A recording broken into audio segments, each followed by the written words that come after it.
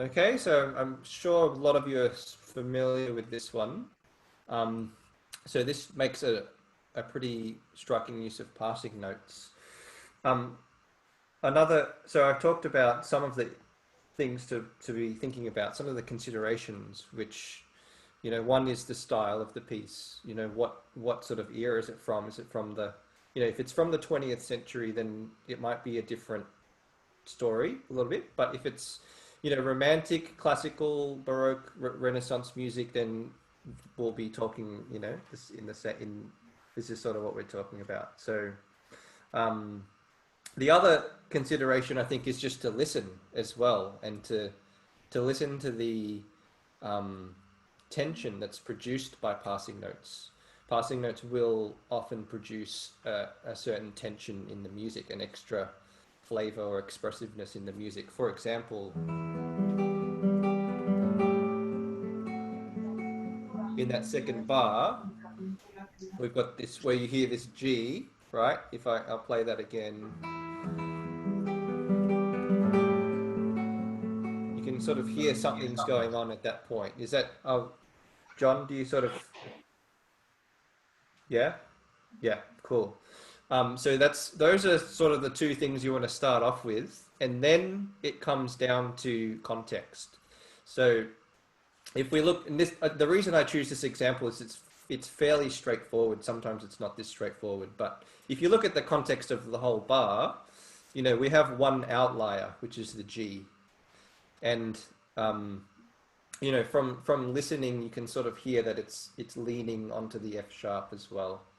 So if we look at the context and we say, okay, that's the outlier, what do we have remaining? What are the remaining notes? And how could we form a chord from those notes? So the way to form chords is the notes need to stack into thirds. That's the way to do it. So if they don't stack in thirds, then it's not correct. So, you can do this by just taking the first note. So the first note, when we're excluding G, we're saying that's an outlier. That's an exception. That's the passing note. We're going to look at every other note. The first note we see is A. Okay, so if we started on A, where's my, anyway, I can do this without it. So if we started on A and we built a chord from thirds on A, we'll have C, and then we'll have E, and then if we do one more, because there are 4 different notes, there's A, C, F sharp, hold on, what's the other one that we're missing? 1, 2, 3, 4. Oh no, there's only 3 different notes. Okay, there's only 3 different notes, my mistake. So we're doing a triad then.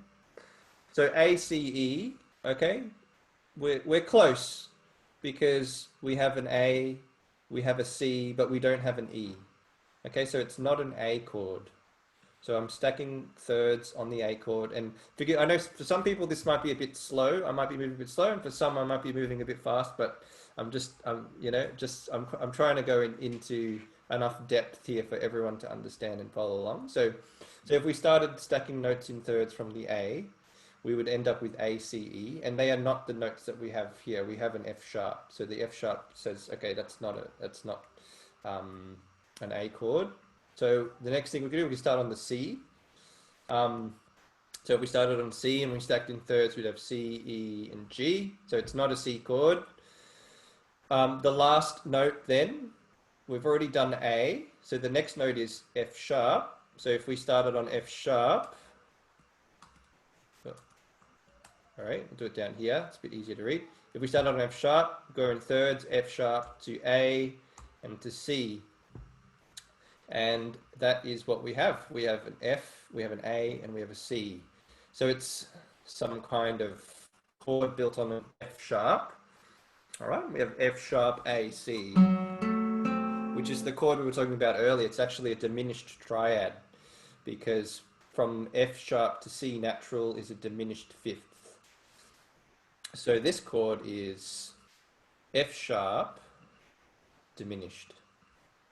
F sharp, and for diminished we can just do a little circle like that. Okay, and so the G is really clashing with the F sharp. It's creating a dissonance, passing note, which you can hear, you know, if you do like that. It's really clashing with the root note of the chord, the F sharp, which it eventually resolves to. And in terms of numbering this passing note, giving it a label, we can call it a 9 going to an 8. It's a suspension. Yeah, suspension. Actually, we should do it above the bass, not above the root note. It should be above the bass. So the G is a 7th above A. Okay, A, B, C, D, E, F, G. It's a 7th. And that resolves down to a 6th above the bass. So we have a 7-6 suspension. Suspensions are usually, passing notes are usually involved in a suspension type of scenario here. So in a suspension, there's usually a preparation note. So in this case, there's the G in the bar before. That's the preparation note. Then we get the dissonance here, and then the dissonance resolves. So we hear something like this: preparation, dissonance, and then resolution. Okay, so there's usually that sort of preparation, that holding the note from the previous chord over. He's holding that G over and then resolving it on the second beat.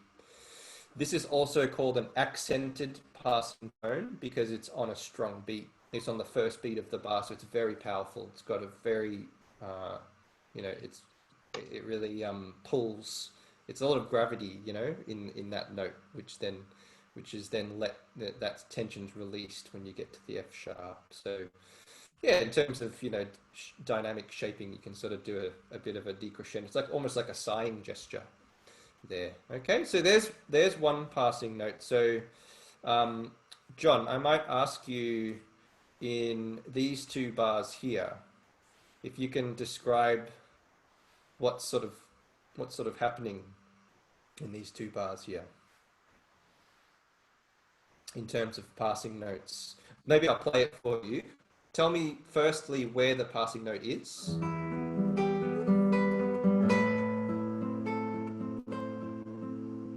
Yeah, so the first bar looks all like E minor to me. Yeah, excellent. Yep. And the second bar is A minor, so that B is the odd one. Yeah, great, good, yep, excellent. So you were able to see these notes, you sort of recognize the A minor chord. If you stacked from A, you get A, C, E, which are the notes that you have except for the B.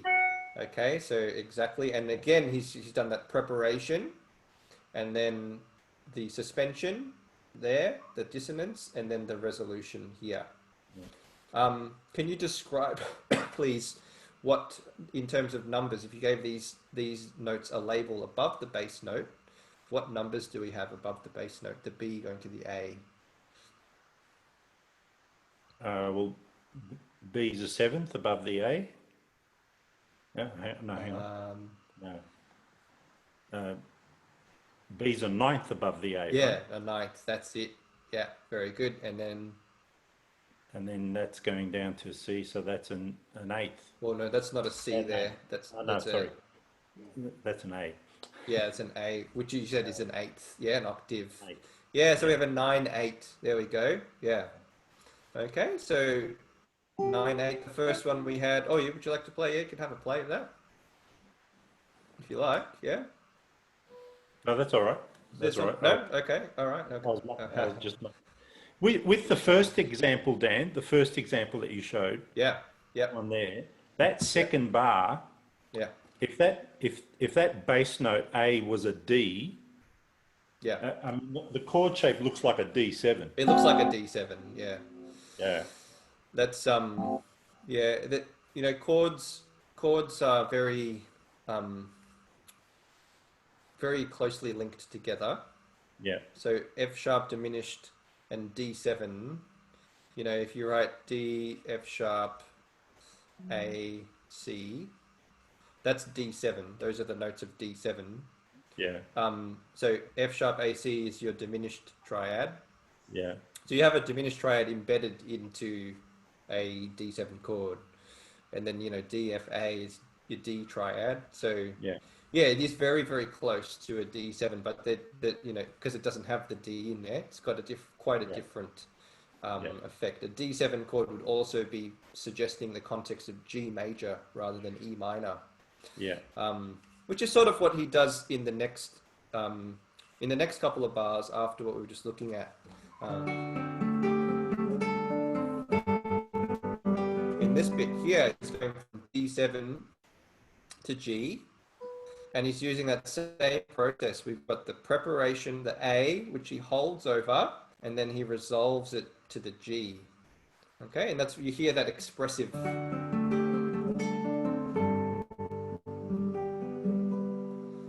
which as a player you can kind of linger on that, give it a bit of vibrato, a bit of a shake, bit of extra flavor in that note.